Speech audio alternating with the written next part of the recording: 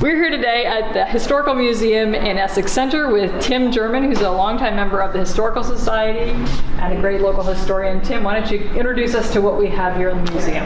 Okay, the museum's been here since 1991. Harriet Powell was a local who collected all kinds of things. It was always her dream to have a museum, and this is in the old Little White Schoolhouse. We're right near the Essex Free Library, and which is on the historic Essex Green.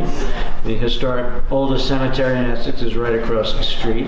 Memorial Hall is right around the corner. So this part of Essex is very historic. This museum, if you can see here, there was an old stone school here, so there's been a school here for a very long time, and then I believe this one was built in the 1870s and housed a third and fourth grade, one in one room and one in the other. And it was a school continuously until the 1970s, so there's lots of old pictures of it showing this as a school. And of course the Essex Classical Institute was right sort of across the street, and that was a pretty famous place. The train used to run here on the old Burlington and Lamoille line, and people would come from quite distances to attend school here.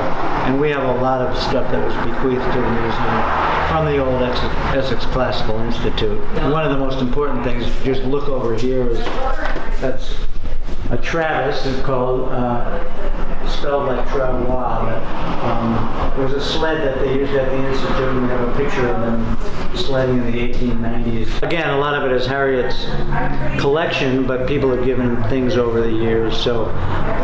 So you're always open to donations? Always open to donations. Hopefully, we like to have things that are related to Essex. So tell us what's in the cases, and how about just a quick walkthrough? Well, the cases and a lot of the pictures, for example, the Champlain Valley Fair used to be in Essex town, right at Towers Road, for the early years, and unfortunately it proved to be too muddy.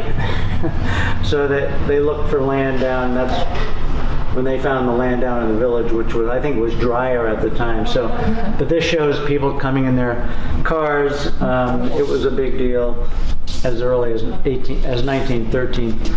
The photograph itself, and we have a whole wall. This is Burlington's most famous photographer, L.L. McAllister, and he had a giant camera. He would go up on a ladder and he would take these panoramas. He was active from very early on, like 1915, all the way into the 1950s. So in special collections at UVM, there's a lot. If you look over on this wall, he did a whole bunch of things of the troops at 40th and Allen. So we've been lucky enough to get a bunch of these, but this one's the first Vermont infantry. You can see how many soldiers were stationed there when the fort was... And we see the horses there. The fort was active. And a lot of the buildings you may recognize. And we have some old farm implements. We just got this. We're really excited about it. It's an old sled that was from the Whitcomb Farm down on the river. And the Whitcomb Farm is the only active farm in the village. And it's the same family for several generations now, but this particular sled was a winter training sled for a very famous racehorse, his name was Daryl, and he was one of the prize trotters in the country in early 1900s. So we keep going. Do you remember the toy farm on Towers Road? Well, we have a lot of things that came from there. You were doing mail order before mail order was the thing, right? Yep. And this was the Von Shanks, and I believe it's where the Phil Murdoch's on Chapin Orchard. Chapin Orchard property is now.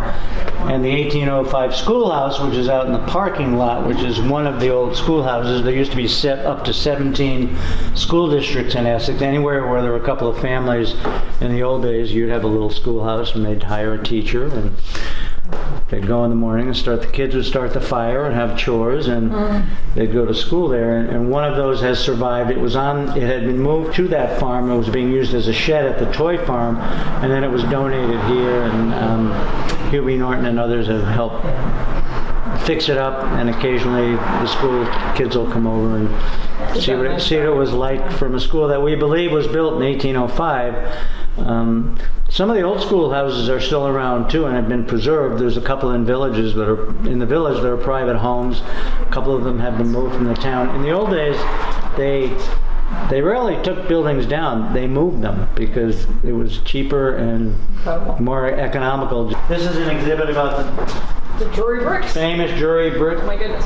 Jury bricks, and the great thing about the jury bricks is that every last one of them has the name on it. So over 500 million bricks were made. All the ones that showed the fort was entirely made from the brickyard. There used to be a train siding that the train would come right into where the brickyard is, off a spur off of Lincoln Street, coming down Grove Street. So that used to be the original train spur. And then we have exhibits. This was closer to the river. We had a photographer in Essex took glass plates around the turn of the century. So a lot of the old businesses down by the river, there's pictures of. I always love the one up the top because it's one of the very few pictures before the dam was built of how beautiful Hubbell's Falls used to look when it was just water cascading over the rocks before all the dams were built. And there's been several dams over the years.